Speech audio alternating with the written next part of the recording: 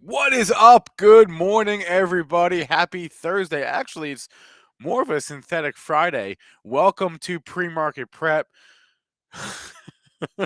Do we got some things to talk about, guys. We got some things. Obviously, we're going to lead the show today with the latest chapter in the Elon Musk Twitter saga. There's a lot to digest here. If you're just waking up or just crawling out of bed or whatever, Elon Musk filed with the SEC. He has made an unsolicited takeover offer for Twitter to take it private. We'll break it down for you here. We got to talk some earnings as well. Banks are in focus. Rite Aid, UNH. We'll take questions from our chat. Two guests today, Marc, Chaikin, and Peter Tuchman. So a lot to get to. It's gonna be a big day, just in terms of the news. On the news front, it's going to be a big day. So do me a solid, smash that like button. Oh, and a reminder before I roll that intro is we are a month away exactly from the FinTwit conference in Vegas. Check out the link in the description. Price is going up tomorrow, and I won't be here to remind you. Price is going up tomorrow. Get your price now. Check it out. Let's roll that intro. Here we go.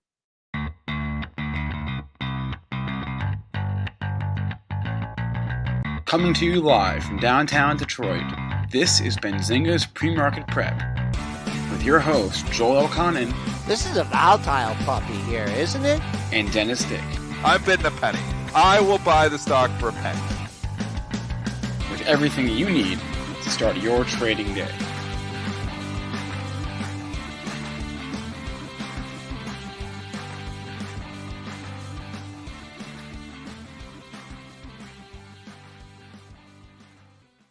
All right, we got the whole gang here. Let's bring up Joel's charts quickly so we can actually get to the interesting news of the day, Joel. Let's do those charts. All right, we're down 6 1/4, 44.36. Interesting day here to end the week. I don't see your charts. I hit share. Oh, it still says share up here. Yeah, it's fun to share. So yeah, it's interesting. We got some good levels on the upside and downside. Like I said, to end the week, we have crude down $1.22, 103.04 after just a huge rally over the last couple days. Gold in the red slightly, 210, 1982.60. Silver that loses 26, down 21.5 cents at 25.82. Bitcoin back over 40, down a couple $100. 205 at 40,915. Ethereum futures, they're down $17 at 3072. So Twitter. That has to be the lead for the show. Oh yeah. So if you missed it, what time date of this filing hit? I'll actually show it to you in the pro. 6:11 a.m. Eastern time. I found it just by searching for Elon Musk in my Benzinga Pro filing newsfeed. And there it is. We have an amended Form 13D. You have to kind of scroll a little bit within the filing itself. And here we go. Elon Musk, the reported person, delivered a letter to the issuer, meaning Twitter, which contained a non-binding proposal to acquire all of the outstanding common stock for $54.20 per share. Let me keep going here. So I'm going to keep scrolling past all this, and I'm going to get right to the bottom, which is Elon's little letter here. This is what I want to read, where he's addressing Brett Taylor, who's the chairman of the Twitter board. Chairman of the board, I invested in Twitter as I believe in its potential to be the platform for free speech around the globe, and I believe free speech is a societal imperative for a functioning democracy. However, since making my investment, I now realize the company will neither thrive nor serve the societal imperative in its current form. Twitter needs to be transformed as a private company. As a result, I'm offering to buy 100% of Twitter for $54.20 per share in cash, a 54% premium over the day before I began investing in Twitter. Side note, that was at the end of January, and a 38% premium over the day before my investment was publicly announced. My offer, and this is the key, I think. My offer is my best and final offer, and if it is not accepted, I would need to reconsider my position as a shareholder. Twitter has extraordinary potential. I will unlock it. Wow. Elon Musk. Twitter Strong letter. Strong strong letter. words. Twitter has confirmed receipt of the letter, and that's it. That's what we got. Let's look at the stock. A couple of thoughts. One is I like the idea of having, Elon Musk involved in the company. The problem is if he takes it private, then shareholders get the 54.20 and that's it. And then I think there is potential that Musk could turn this company around, but now you're not going to be able to participate in that. So that makes me not like it as much. And I was saying this earlier on Twitter when it was 50.70. I mean, really, the upside here is 54.20. The downside, if it's his final offer and the board rejects it, which I believe they will, and he all of a sudden reconsiders his position, starts selling his stock or sells his stock, the downside brings you back under 40. So you got to look at it a risk reward. When this thing was trading 53.99 this morning, the algos are just stupid. At 51, when I tweeted when it was 50.70, and I was tweeting that I don't think the risk reward's even there at 50.70 anymore. Now it's 49. As the price comes down, the risk reward starts to skew the other way again, but it's got to come significantly lower than this because, one, I don't think the board will accept it. And if he starts to sell his stock or moves away from this thing's back under 40. So it's all risk reward. Now it's a binary option, really, at this point in time. It's going to, Elon Musk can take it private or he's not going to. I mean, you could say, oh, maybe there's somebody else sniffing around, but I don't think anybody else is sniffing around for Twitter. I don't think there's somebody else coming to buy this company. So I think it's like 54.20, take it or leave it. I don't think the board takes it, which makes me scared to buy it. You're a shareholder, Joel. Give us your thoughts. I was licking my chops this morning when I saw that news, man. I was like, get me out. Anything that no, I didn't. No, I didn't. And I thought I was going to take anything over 52. I mean, this morning. And but here's the thing. There's only one potential flaw in what you said. This might not be his final offer. That's true. That's true. So that, just the way things are, it's so convoluted and everything because they're not going to take that. They're not going to take. So. Well, we don't know anything, but I don't know anything. But he's going to be, and he's kind of in a pickle now because if he attempts to sell the stock, whatever. I mean, I don't. It took him a long time to accumulate it. Who knows? But not that easy to sell 9% of a company. Yeah, open market. Yeah, not easy at all. So I had the good piece I got off of 55. I was hoping for 55 again on the other piece. I'm now in the 52, 53. Yeah, but now it's so convoluted. I almost just want to just like be at the market and out and done with this thing. But we'll see. It's like why someone took it up to 54 this morning, high of the move 54. That's the algos. 57. If I can go grab the tape, but they just read 54.20. They're so simplistic, some of them, and crazy. So dumb, some of them. That they just read 54.20 and they just blast it up to that price. I mean, I didn't go look at the tape to see, but I'm looking at that opening candle. That's what appears to have happened. Yeah. So, I mean, you've got to, this is where the human being still has a place where they can beat the algos, is an analysis like this. And you're just thinking about it, you're like, well, the odds of the board accepting this are fairly low. The downside is now significant at 53.99, very significant. And the upside's 20 cents. I mean, it's a screaming sell. Sure, it's a screaming sell at 53.99. Some people are asking if I trade. I did not trade at all here this morning. I haven't had a position on Twitter, so I can freely talk about it. As it gets up and it gets higher, 51, 52, the only good scenario, the only possible really good scenario is if he does increase his offer, and then you could be above 54.20. But I don't think that's happening. My personal thoughts, how I think it's going to go down, just my thoughts. My board rejects it. I think he doesn't raise his offer and he starts selling the stock. And then all of a sudden, when that news comes public, the stock could quickly be back under $40. So it's hard to justify coming in. I liked it when I was saying I liked it at 45. I actually liked it better when Musk was just involved, not when he's trying to take it private, because you're capping my upside. When Musk is involved, I'm like, okay, well, now you're not counting my upside because I can still own the shares. But you take it private, you take the shares away from 54.20, you unlock all this value for yourself, but the shareholders still only got 54.20. So I just don't see a hell of a lot of upside to buy this thing above $50. Look, 1 minute, Dennis. They took it up there in 1 minute. In the first That's bracket. a 1 Yeah, they probably minute took in the chart. first bracket. I could probably find it. If I'm. It's probably What even time like, was it at? I'll go look at the tape right now. it looks here's 6 o'clock. What was the release? 6 o'clock? Well, I'll tell you when the Let's bar see. was. The bar was at Look at the tape right now. 6:12. Yeah, 6:11. Okay, so 605 is trading happily at $46. That's I can tell you probably when it happens, and then boom at 6:11:27, blast off into orbit 49. It actually went up fairly slowly. 7 seconds 50. 20 seconds later it's 52, and all the way up. 25 seconds later 53.99. Yep. And then literally after that, then it starts to just collapse. So it goes up all the way to 53.99, and then it quickly falls down to 51 and 51.97, 52, 51.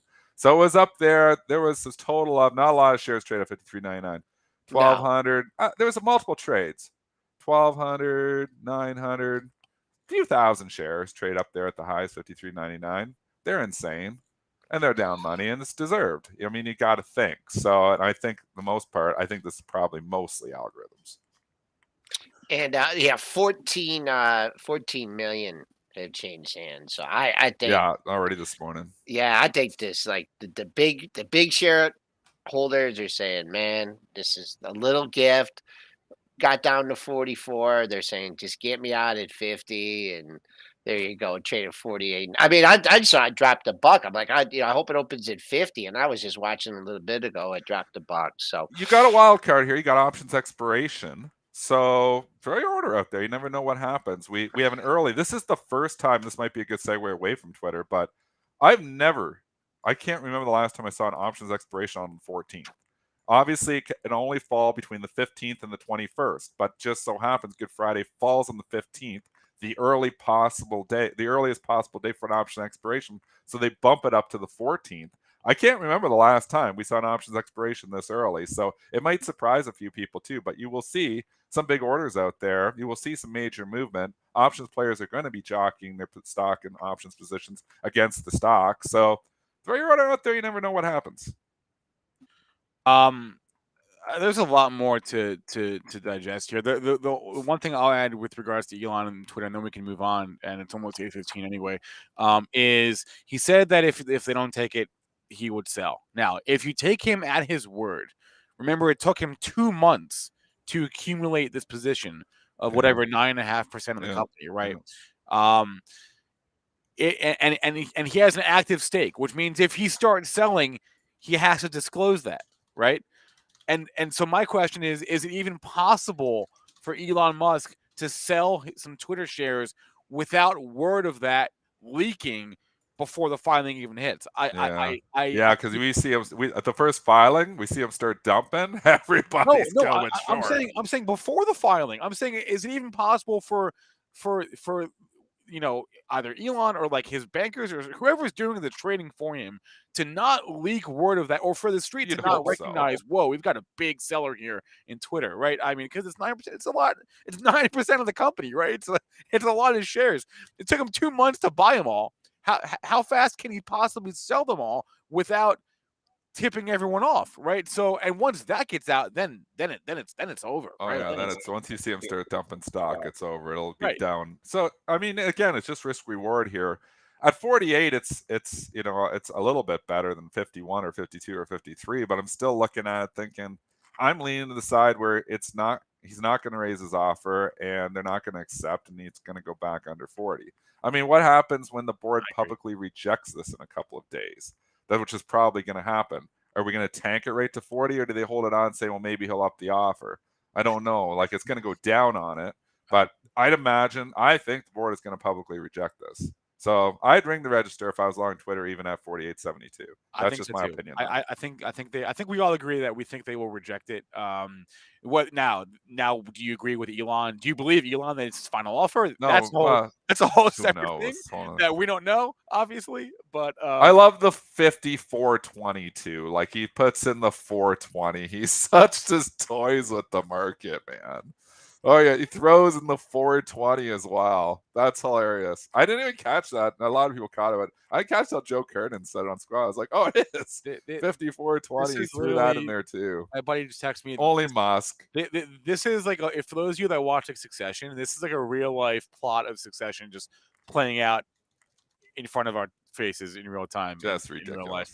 All right. Well, let's get Marc Chaikin's thoughts on all of this. I Yeah. imagine he has some opinions. Marc Chaikin is, of course, the founder of Chaikin Analytics, the creator of the Chaikin Power Gauge, Chaikin Money Flow, Chaikin Oscillator. Joins us every other week to give us his take on things. And Marc, good morning. Good morning. What do you think of all this? Twitter. Well, I think this is a very expensive purchase for Elon Musk. He does not have cash lying around. So unless someone's going to give him a margin loan on his Tesla shares, he's got to sell and pay big taxes. That's what I thought too. I think that they would loan him against the shares. I do. He's already got some personal loans against the shares. So he may not be, and there may be some covenants within Tesla that don't permit him to leverage, to borrow against more than X percent. So my guess is he'd have to sell stock. And so the question is, does he want to lighten up his position in Tesla to take on the Twitter sphere? I don't know. I think it's a real, like, do you think he's just toying with the markets here, or he really wants this? I don't think anybody knows the mind of Elon Musk. That's a good answer, Marc. He's the richest man in the world. He likes to play games. He's having fun. And he wants him to put his tweets in bigger type. I mean, this is silly. This is like a man child just saying it's my ball. So yeah, I mean, there's a chance we look back at the end of the year and be like, oh yeah, remember that whole Twitter Elon Musk saga? It lasted a whole whopping 2 weeks, and that was that. I think the watchword is it's expensive for him to buy this because he's got to pay all the taxes for any Tesla stock he sells, and at some point, they're talking about it not being a big piece of his net worth, but the whole company is. Well, $43 billion, and he's worth $700 billion. So it's not nothing. But is he worth $700 billion? Something like that. It's some ridiculous. Yeah, I mean. Yeah. Anyway, we haven't even gotten to like anything else this morning. But Marc, I guess I just want to get your take on the overall market here. We had a bit of a I don't want to call it a relief rally yesterday, but we did close green more or less across the board. What is just your take on this market right now?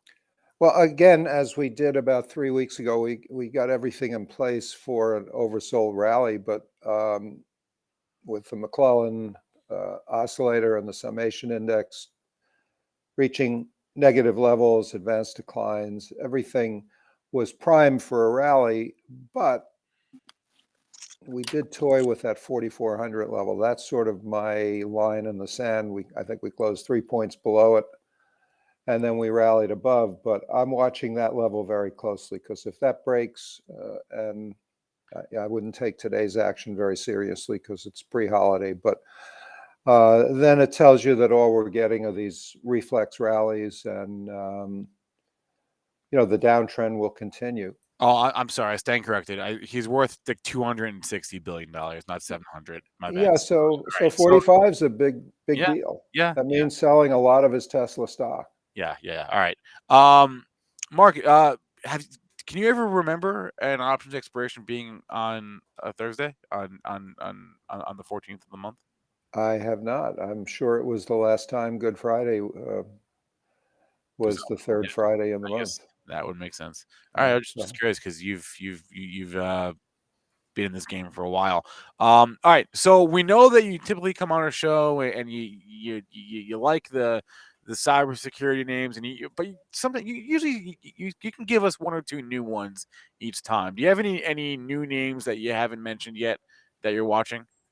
I'm looking in the energy sector, and you see the Okay, so usual suspects. We mentioned EQT 2 weeks ago. It's up 40%. So that's a pretty big Great move call. for a substantial company. I'm looking at OVV. I'm looking for ones that have pulled back now. Not, OVV, I think that's a new one. I don't know if you've mentioned. no, we mentioned it. Have you? We looked at the charts. Yeah, Okay. it's pulled back a little bit. It's just got a great looking chart.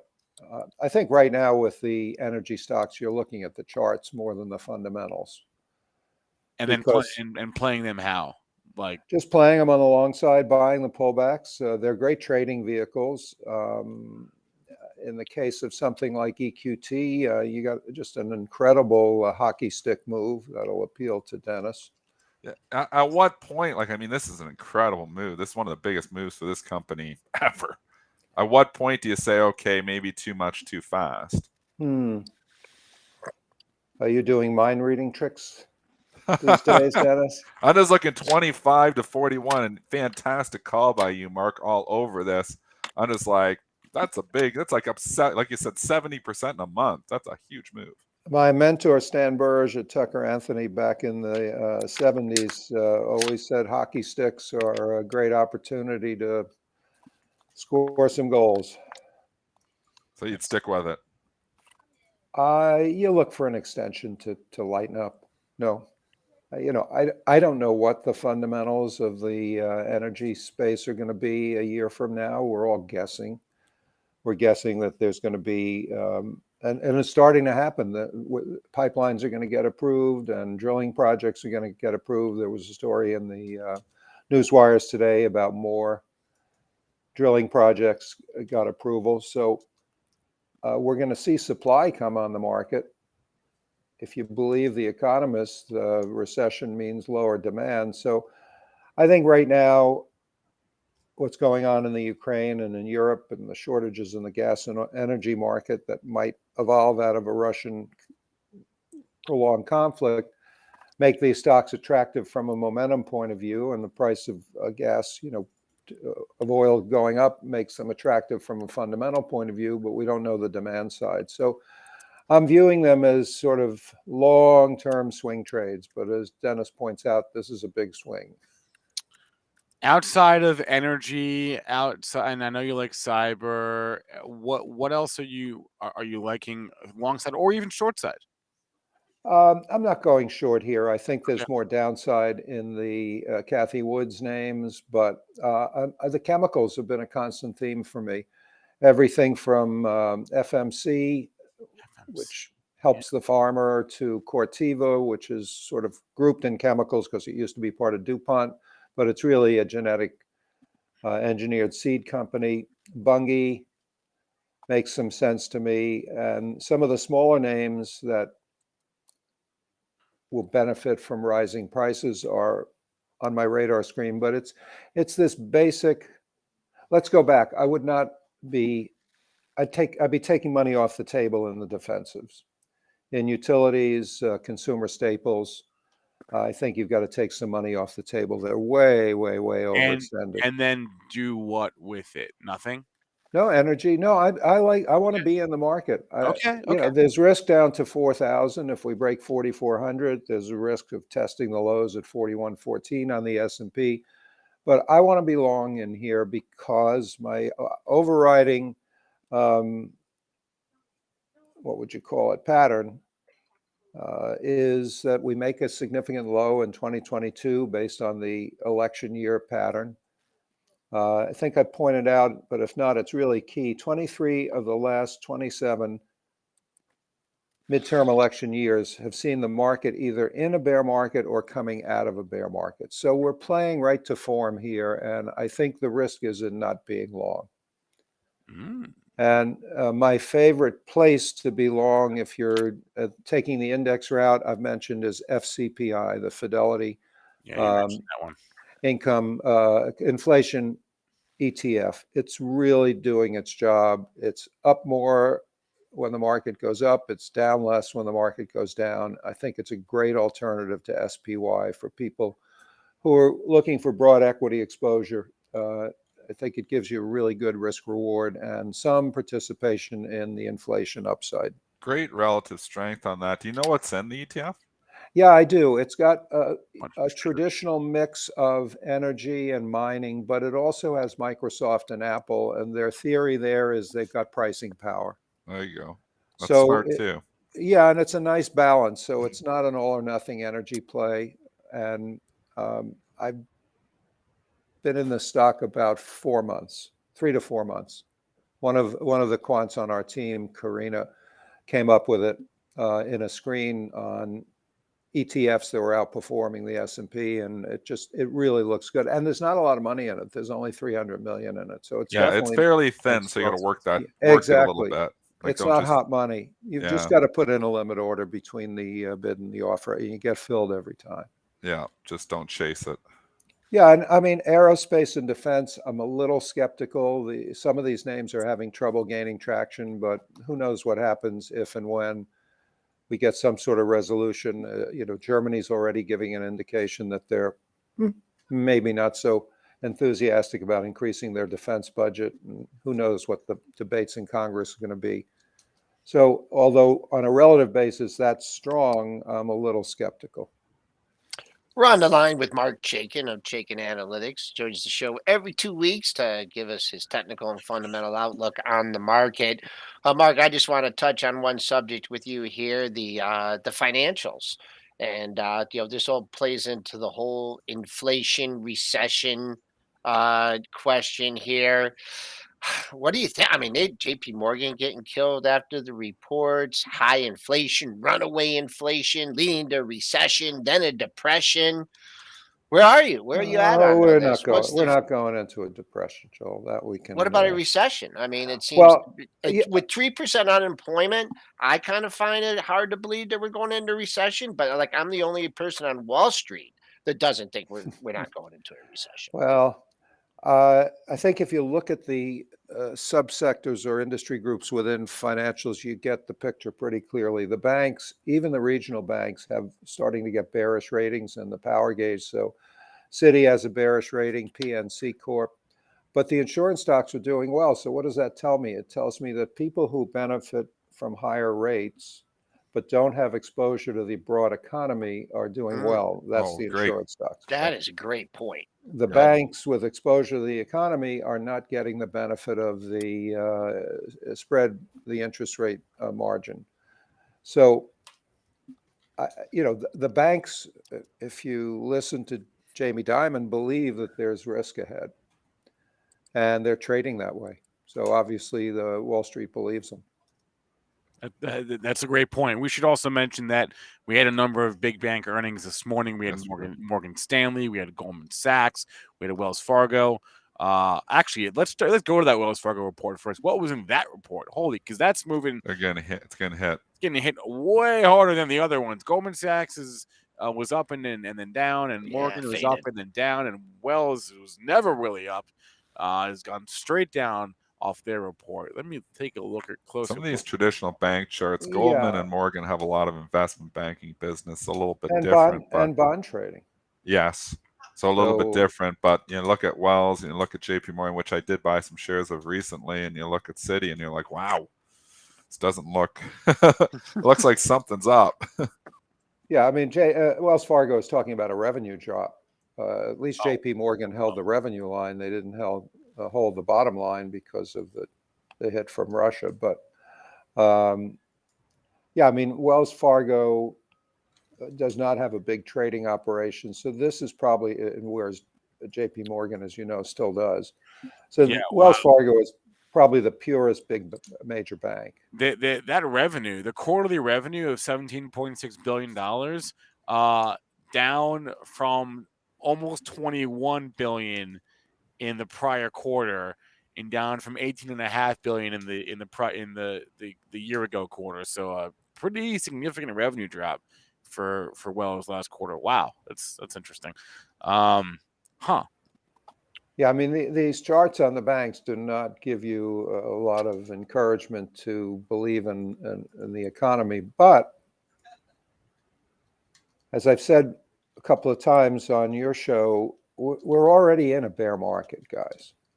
It's just if all you're looking at is the S&P, you don't see it.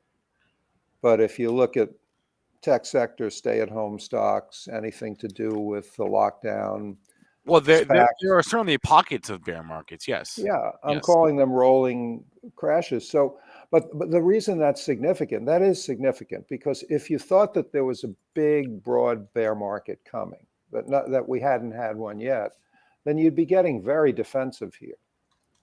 But if you thought that the only other shoe to drop was the S&P, and you realize that now you've got some groups in the S&P that are holding it up, like utilities, the defensives, energy, you wouldn't be as cautious. So when you sort of did an eye roll when I said I didn't want to be out of the market, that's why I don't want to be out of the market.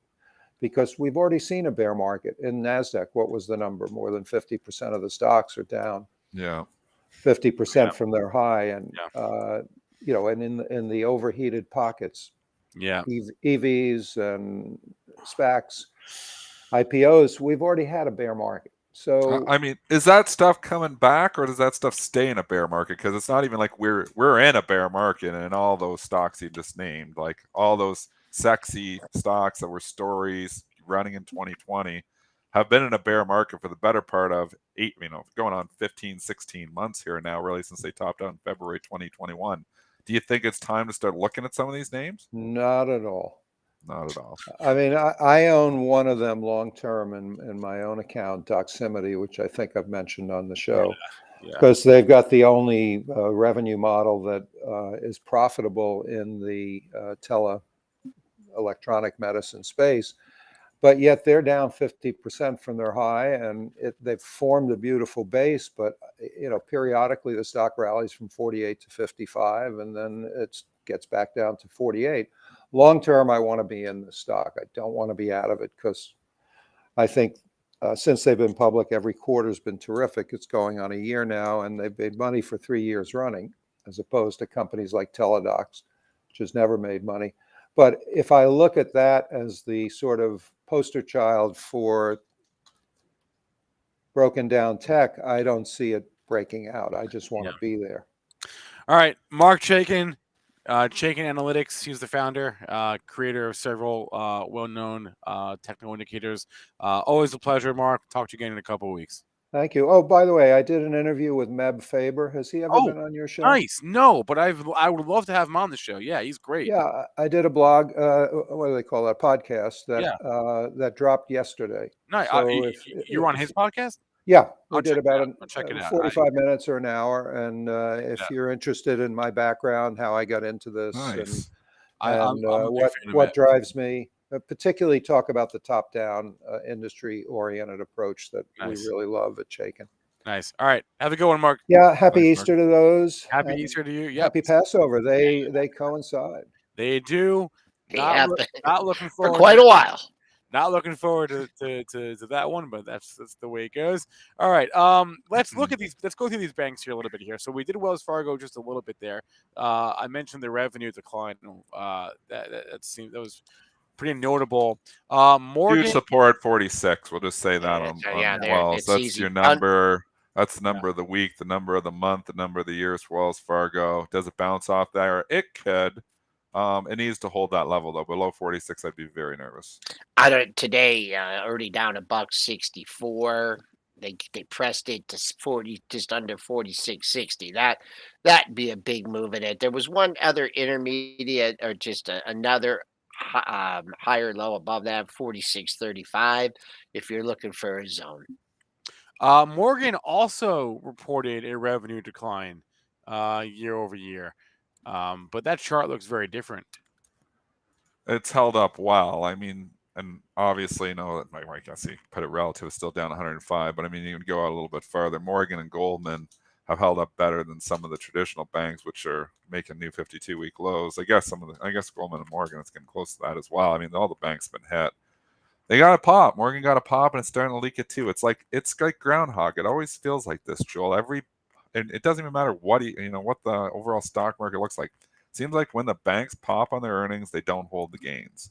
And I mean, this has been something we've talked about on this show, I feel like, for years. And it's the same story here so far, at least for Morgan. It's starting to leak. And Goldman was up even more. It's still up, but starting to leak a little bit too. Hard to chase banks on earnings. Yeah, and it's hard when when they start to leak like that because you do get people stuck, at higher levels. Keeping an eye on the pre-market high. Where'd we get to like 80, well, 86, 88 at your pre-market high? You bucked up, buck 50. You could still make a run there. I think what you really have to pay attention to today, though, is right. It's right there too. I look at 80. I give a hard look at 86 here. Your highs from Tuesday, Monday and Tuesday, 582, 598. It might even struggle there. So I keep an eye on 86 to start now. That's basically it for the big banks. We have Bank of America on Monday, but between the 3 this morning and JP Morgan yesterday, that's more or less it. We can do like a how's State Street doing today? Yeah, it's quiet. It's been, There's a few regionals that reported. State Street had B, yeah, we had PNC, we USB. had Ally, PNC. Yeah, we had a couple. But let's go away from the banks here. Let's go to like a Rite Aid, RAD, which is up. Was near the top of my gainers. It's still near the top of my gainers here this morning on my movers tool in Benzinga Pro. It's up 14% on their report. Well, it looks like Deutsche Bank bottom ticked this. I was talking about that. Yeah. Yep. Again, I don't like the company. I haven't Right. liked it since like forever, so I'm not going to get off the bear train on Rite Aid. I think rallies are to be sold. I think it gives you another opportunity. I think eventually they could be right. I've been bearish the stock for years, though, and I'm going to give myself, like from 10 to in 2020, I was bearish at a 10. It went to 30 after that. So I mean, it's come all the way back down, but I just stay bearish the stock because it's a $160 stock or $170 stock back in 2015. It's been the right side to be bearish the stock. Yeah, the earnings down year over year. The sales came in above estimates. The guidance that they gave was better than estimated. The comment that Dennis made about Deutsche Bank is referring to a note from Deutsche Bank last week where they said they see a potential dramatic negative inflection point for Rite Aid. Anyway, the initial reaction to this report is positive. That's not to say it'll stay that way. But interesting area right here for you Rite Aid traders. You have a trio of highs right here at the 880. This is called 880. I keep an eye on that. Above it, 922, but I don't know. It seems like some pretty big orders, sell orders are coming in when it gets near 880 for Rite Aid. And who was the? Oh, I just was thinking, these downgrades to sell, right? We got one last week in the hood, right? From Goldman Sachs. What day was that on? Did they bottom tick that too? Good question. The sell ratings coming out and bottom ticking it. Yeah. I actually on hood, I could get talked in the hood here. I'm not buying a heck of a lot. I did buy some more Disney yesterday. It's the only thing I did buy. Just this 130 level, and just because I'm sitting with so much cash that I'm looking and thinking that's support. I could get talked in the hood. I don't. It's still not cheap. They don't make money, but I just think with their customer base that they could be a target for a takeout. I'm not saying it's going to happen, and maybe it continues to fall. They go down like $5, gets taken out at 8. So it's hard to buy a stock just because it's a target, but it's way oversold. The valuations, you can't. It's hard to even do it when they're losing money as fast as they're losing money. But they got a lot of customers, and they got So I think that they could eventually be a target. I get talked in Hood. I think Hood just announced, their earnings report date is going to be the 28th, 2 weeks from today, actually. I don't know about this. They just launched crypto wallets last week, and if you think about what that really means for Robinhood as a company, it means that as a Robinhood user, you'll be able to transfer your crypto holdings in and out of Robinhood as you see fit. Now, a company like Robinhood makes money in 2 ways, right? They make money, well, I guess 3 ways, but some people pay Robinhood for more features, but most of the money comes from payment for order flow and also the interest on the cash that they're holding, right? The AUM or the assets that they're holding. If people are allowed to freely just transfer their crypto holdings out of Robinhood onto their own wallets, that can't be good for Robinhood's AUM. I have to think. So What this is just new to development. New development. as far as the takeover, speculation and stuff, Yeah. do we know the average account size at Robinhood? At Robinhood? Yeah. Oh really gosh, small. they've said I don't know. I I'd mean, have because to look that's a at them. lot of stuff to bring onto your system to, I I don't mean, know. it is the customers, and there probably are some bigger customers, but I don't I know. don't Just that's just and the comment on that. Also, the House of Mouse chart looks interesting here. Just like Hey, from 1, 2, 3, 4, 5, 6 days of consolidation here Yeah. after holding 130. So, you have the low of the move, but I mean, the highs are not exact in the same place. But if this gets over 133 and change and holds, it gets a little bit interesting. The overall market, the tape's not helping it today. So I'd keep an eye on that 133 area, trading up 69 cents, only on 10,000 shares. This is a stock that it's not expensive, but if we do go into recession, I will lose some money on this. I've stuck this in the long-term account with thinking I'm holding Disney for a long time. I wanted it for a long time. I talked about it even when it was like 150, 160, and then went to 200. And obviously I pulled the trigger and bought a little piece of 160, but I only bought a half size position. So I'm to a full size position now in Disney. So I think if you got like a 10-year time horizon here, we can go through a recession and eventually we're going to make some money on this. But I mean, short term, am I going to get it cheaper? If we go into a recession, you will. I don't know if we're going to or not. I think we're going to, but again, it's all positioning. So if I was sitting with 90% stocks right now, 10% cash, I wouldn't be buying Disney. But I'm like looking at, okay, well, let's say my scenario is wrong. We don't go into recession. I want a little bit, maybe I want to, go into a stock that actually is going to benefit from not going into a recession, which would be Disney. Hedging myself a little bit. Will Alton says he looked up Joel's Robinhood questions. $3,500 is what they say their average account size is. So pretty It's small. small. Yep. There is all those accounts though, and I was just looking, and it's got like an $11 billion market cap. It is not an expensive, it's expensive relative, but when you think about for somebody to come and swallow up a $10 billion market cap, if they really just wanted all those accounts, someone get Elon on the phone right now. Somebody call Elon. He can do it. Elon could do this easily. Forget Twitter. Forget Out of his Twitter. checkbook. Don't you think like a Forget Twitter. Schwab or somebody eventually, if this gets low enough, just comes to Not Schwab. No way. Who? Yeah, but don't you think The reason Schwab. why No wouldn't way. Schwab do it? Because they're old guard, man. They're old guard Wall Street. They don't want to have anything to do with meme It's a lot of stock. accounts. Okay, if someone may buy it, but it won't be Schwab. I think it down here, and again, it could go lower, but I think at a certain point in time, it does become a target. When it was $30 billion market cap, absolutely not. $10 billion market cap on this thing, it's starting to get to a point where I could get talked into it. I don't know who it would be, but it would. I just said Elon Musk. Come on. He's got 1420. Shagger says 1420. No one is listening to me. 1420. That's good. Or 420. All right. What else was on my list here? We mentioned briefly a rating or two. There is an interesting upgrade this morning. An upgrade we haven't seen in quite some time. IBM is getting an upgrade to overweight from Morgan Stanley. They're going from neutral to overweight.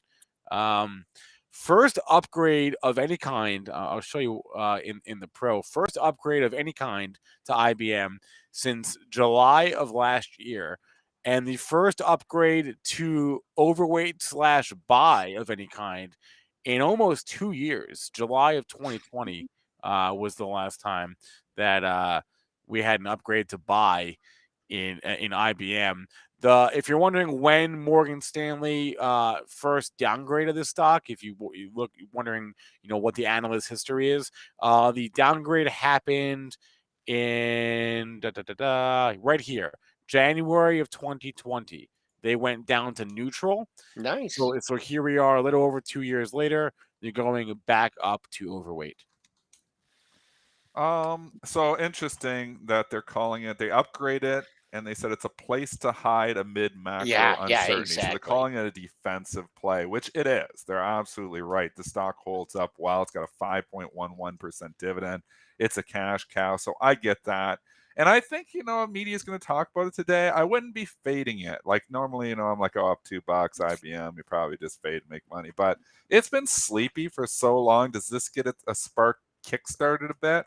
It could, and the story is the correct story because people are looking for places to hide amid macro uncertainty. So I think it could. I think it could kickstart it. I don't know if I'm necessarily chasing it, but you're on options expiration. If it, for whatever reason, we able to get in the 127s, it could. It has room to 133, 134. You're not going to make $1 bazillion on this, but it's got the potential to move a bit on it.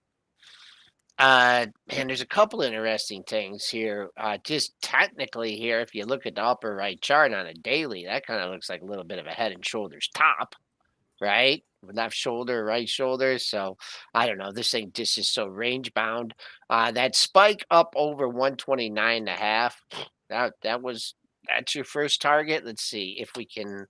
What is that? 120, 129.80. So, if you're bullish, you think they're going to run it here, they'll get it up over there, get it up over 130. That 129.80 coincides with another daily high, 129.52. So I think if they're really going to jam this thing today, they're going to get it up early and they're going to take out that pre-market high. If not, a little bit of a fade trade would maybe the call. The top of yesterday's range, 126.67. If the market melts down, there was a double top there, 127. So if you're looking to pick it up on the cheap, maybe look at the 127 area based on where it's trading right now. I'm going through the rest of the ratings in Pro. I don't see anything that's super interesting today. Telsey is downgrading Bed Bath, and Delta Airlines has an upgrade. Those are both after their earnings reports from yesterday. That Bed Bath. How about Delta kickstarting everything yesterday, Dennis? Kickstarted the reopening trade for sure. He said Yeah. a lot of bullish things. Yep. It's tried to give it back, but then it held up. So that's the good news. I still think I just don't want to own airlines right now. And again, short term, it's getting a lift because they were saying it's the highest bookings they've seen ever. I mean, so that's all good news. I just don't know if this can be follow through if we start to get ugly here. So that's why I'm more inclined to ring the register on Delta. Interesting that the pre-market action yesterday got it right up to this 41.50 area. I never saw that during the regular session. And now on the upgrade on pretty good volume, they're right back up at this area. So, keep an eye on yesterday's high. And then I don't know how super excited you can get. A test of 42 would be interesting. Couldn't quite get there. You had one daily high at 42, and then another daily high. Well, that's quite a bit above it. So let's keep an eye on yesterday's high, see if it can bust through 42. And we're continuing the leak here, trading on the lows of the pre-market session. So we've given up back those gains and now trading in the red. Paul Amos in the chat just asked, is something wrong with the likes counter? That can't be right. Paul, there's nothing wrong with it. It's just no one has liked the show today. I liked it. The first thing I did when I entered the show, I liked this all these show. 300 likes. Let's get to 1,000. I never look at. Who looks at that besides you guys? Well, I have it up. Oh, I know. It's good for the Google algorithms, right? Yes. Joel, we are slaves. This is how we get paid, by these likes. We are slaves to the algo. Really? That's how the algorithm rules our lives. The algorithm of Google, the algorithm of YouTube, the algorithm of rule Facebook, our lives for everything. The algorithms rule our lives. Yes, they do. All right. We're ruled by algorithms. Let's do some ticker time with the last 10 minutes here. And just a programming note, Peter Tuchman texted me about a half hour ago. He did have to cancel today, so we'll hear from Peter next week. Unfortunately, not today. If you have tickers for us, though, we got 10 minutes left in the show. So, I got a ticker first. Yeah. I'm going to start you with DWAC, DWAC. Oh, the inverse correlation is still strong. Think about this, and it is down here on this Twitter news, but if the board, just scenario analysis, if the board comes out and rejects the Twitter offer, DWAC will rally on that. So just keep that in mind. I'm not saying, we don't know what's going to happen. Maybe they're going to accept it. If they accept it, it's a whole different animal. But there's a binary event here for DWAC too, and that's what does the board do on this Twitter offer? If they reject it, I think DWAC rallies very quickly on the algorithms probably. If they accept it, DWAC would get hammered because all of a sudden, Musk is running Twitter and that's direct competition. So I think they're going to reject it, which makes me inclined to look at DWAC down here, not long term because there's nothing there, but just on that headline for a trading event, talking to the traders out there. Keep an eye on DWAC. It will move on that headline of what the board does with this Twitter offer. Interesting. Inversely, it will move. It's a scenario analysis, Dennis. Yeah, well, that's what you do. So I'm sitting there and I will try to buy. If all of a sudden the board comes out and rejects the Twitter offer, I'll try to turn around and have buy DWAC and have a trade off of it. But you need to know the information. We don't know what the board's going to do. I wonder when so it's hard to just strike here because what if they accepted it? DWAC could get hammered on that. So that's just something to think about. Setting up what if scenarios. The board rejects. I think it's good for DWAC. I know there are some people out there that have already said they think Twitter will accept. I think Gene Muncher tweeted this morning. Dan Ives from Wedbush said he thinks they'll accept. So we clearly Dan Ives thinks they're going to accept this? I think that's what I saw. I'd love to see it. We get Ives. Go call Wedbush. Clearly, we don't know. We also don't know when this will resolve. They say why they accepted. I mean, maybe because they've done nothing with the company for 8 years. It's not out of the realm of possibility they could accept nothing. They haven't done nothing. The thing IPO'd at $40. Come on, it's at 49, and they were out there ahead of everybody. I mean, yeah. Well, the thing that gets me is Twitter had Vine, which is the precursor to TikTok, and they killed Vine, and then just a couple years later, a better version of Vine comes out and is like the new hot thing. But whatever. Here's a question. Just from the chat there, and while we're staying on the subject, Miss Missy says, "Do you think they wait through the long weekend? Do you think they come out to later today, or do they wait till after Easter? I don't know. Or do you do it over the weekend?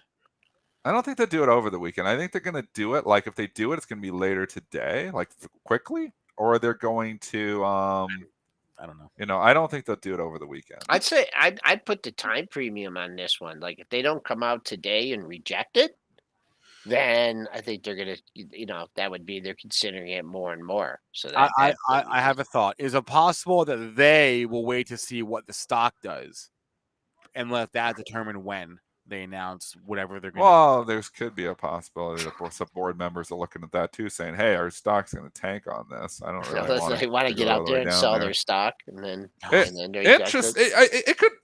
I don't think it. I tend to think they're going to reject it. I think the better chance is they're going to reject it. I think the market is pricing in they're going to reject it, or they wouldn't give you $5 here. But there's not a zero chance that they accept it. It's non-zero, no, of course. So. Yeah, it's something to think about. It's going to be interesting. So if you're buying or selling it here, all that matters is that board decision right now. Okay, Rock the Cage 55 is asking a question, and I was also wondering this myself yesterday because I was looking at, I keep an eye on what the best performing and worst performing areas of the market are, and if you just filter out energy and materials. You're basically looking at one group that's outperformed, and that is the defense stocks, right? Like Lockheed Martin, right? And Northrop Grumman. So Rock the Cage is asking, do you think Lockheed Martin will continue to perform, or is it topping out? It seems like volume is waning. Oh man, it's had such a move. Obviously this is, the war stocks priced in. I mean, if it escalates, it's escalation, de-escalation trade. We've had just kind of, I wouldn't say it's escalating over there. I wouldn't say it's de-escalating, just kind of the same. But if we start to escalate, LMT will continue to benefit from that. So, you got the three. You got LMT, you got NOC, you got General Dynamics. You throw RTX and LHX in there too. So all five of them, really. I mean, those are right linked to the Ukraine situation. So escalation, those stocks go up. De-escalation, those stocks go down. So again, binary events here. But as no news happens, they're just kind of going sideways because they're waiting to see if it's almost like waiting for an event. They're waiting to see if this is going to escalate or is it going to be more talks of a ceasefire. I think it probably, unfortunately, escalates. So that makes me want to stay long these things. But nobody knows. We're not in Putin's head either. We're not in Musk's head. We're not in Putin's head. And they seem to be controlling everything right now. They seem to be controlling the show. What's interesting to me here is that the all-time high was actually made in March for this. I'm just going to talk specific to LMT here when you got the 480, and it's had a nice rally, but it hasn't got to that level. So if you're long it, you're waiting. The other ones I think have broken out the new all-time highs. So I'd like to see it try and work its way up to 480 and take that out and have another breakout to the upside, and then on the downside, if you don't want to pick a top and sell it at this 469, 470 area, well, 460 looks like decent support. Not there's a couple lows at that area, but at least you'd get taken out on the downward momentum and not trying to pick a top in it. We'll do a couple more. Actually, no. Before we do any more, I have a warning to give you all. Well, it's not a warning from me. It's a warning from a company. Cambium Networks, CMBM, which is a semiconductor company. They pre-announced yesterday, and they basically said that the lockdowns in China have dramatically reduced their capacity and their revenue for the quarter that is ending here, so the quarter that just ended. So they pre-announced basically they lowered their revenue, or they said their revenue came in $62 million versus an $80 million estimate, and the change is primarily reflected due to the lockdowns in the Shenzhen region in China in the middle of March. And this is a semiconductor play. I would have all semi names on watch here. This could be the canary in the coal mine. If one of them comes out and pre-warns, they all soon may follow. So I wanted to put Something that to think about on everyone's radar. And on that note, Reflex Performance in the chat asked us about Taiwan Semi, TSM. Let's pull up that chart right now. Did we got they the had numbers earnings. yet? They had earnings. Yeah, did we get the numbers? Yeah, we do have the numbers. They're out. Taiwan Semi. Oh, it's always funky. Are they out? Let me check the PR. Might not be out yet. Might not be out yet.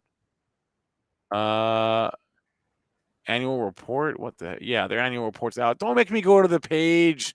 Don't make me go to the investor site. Ugh, I don't want to deal with that. All right. I don't know what the numbers are. 105. You got to pop to 104.50. I'm looking at the dailies here. Just congestion there at 105. Gets above 105, holds, stays. You got some room on the upside. Prolonged downtrend, not only in this TSM, but NVIDIA. We didn't get to ask Mark about that one. Inside day yesterday, that's had a huge sell off. AMD under 100. The chips have had a rough time the chips here. are down. Yeah. Yeah, the chips are down. I did sell my Intel on that last rally. When I bought AMD, I sold Intel, which is the only thing I probably did right. All the sells are right. The buys are wrong. The TSM EPS beat, the sales beat, and they I think they raised their dividend as well. Raise, so. Chips are tough. Oh no raise. Sorry, no raise. Yeah, chips are tough. All right, let's do one more. Let's looking at the chat for a name that is off the beaten path. If I can find one, let's grab one. Let's do. Oh, thank you, Miss Whitehorse. We appreciate that super chat. All right, Richard Judge. This is not off the beaten path at all. But since he's been on CNBC all morning. What about Amazon here? Because they were talking to Andy Jassy all morning on CNBC. How is that doing? It's quiet. Nice reversal day yesterday. So bounced right off the psychological 3,000. Makes me want to buy pullbacks on this as a trader. Not as a long-term investor, but as a trader, I'd buy pullbacks on Amazon, I think. I think that I'd short it going through 3,000. I wouldn't touch it trying Well, to it's buy it. 3,100. So yeah, if it got down through 3,000, I think there is a play there. But you got a level line in the sand here now. Yep, So I agree. 20, Yep, 20, three lows in the same area. 2,992. Call it $3,000. I mean, it's How did it get back psychological. to Lots of reasons for that to 3,400? hold. Wow, and now back at 3,000. Well, they got the Also, split coming up too, so that's still a catalyst true, for it in the true. short term. And I mean, Google. Maybe I'm more interested in Google down here. I'm long Google long term. I'm not selling it. Again, my average cost base is $250. I'm up 1,000%, so I'm not selling my Google. 2,500 has been huge on this thing, Joel. So the mega Yeah. caps have been holding up. The key, just real quick, the key for Amazon here, for you Amazon bulls, is just to go right back to 3,200, get back half of that move and hold, and then make a move up to 3,400. But the tape, the tape doesn't feel like it's going to be doing that. Just kind of looking at the market today, but keep an eye on that one. And then the Googster, haven't looked at that in a while. Coming down back to, yeah, I mean, you're risking down to 2,500 here. So, okay, gents, I'll let you finish it up, and That's I'll catch it. y'all later I on. mean, that was the show. We will find out if there's any resolution to this Twitter Elon Musk story. Reminder: no show tomorrow, no market tomorrow. Everybody take Options expiration today. So just keep that in mind. It's going to be some wicked volatility here at the open. Just quick and balanced look. Mixed. I'm not seeing much here yet. I think a lot of institutions maybe are like, oops, it's an options expiration. I kind of forgot about that one. So this one sneaks up on a lot of people. So expect some interesting opens and expect some serious volatility on the close. All right. A reminder to everyone to do us a favor, smash that like button. Thanks to Marc, Chaikin. Thanks to all of you in our chat. And again, I'll say, just as I said off the top of the show, prices for the FinTwit Trading Summit are going up tomorrow. There is a link in the description. I will put that link up on the screen right now. There it is. Use that link and the code BZYouTube20. BZYOUTUBE20 to get 20% off your ticket. Get it today before it goes up tomorrow. We are a month out. I will be there. It's in Vegas. Come hang out. It's going to be amazing. The 13th and the 14th of May at the Aria Hotel and Casino in Las Vegas, right on the strip there. It's going to be fantastic. Check it out. All right, guys, that's a wrap. We're going to live trading. Ryan, Zunaid, Mitch trading through the open, walking you through their watch lists, talking about whatever you want to talk about, and just hanging out on this options expiration Thursday. So that's a wrap for our show today. I'll see you guys a little bit later. Good luck at the open, and go make some money.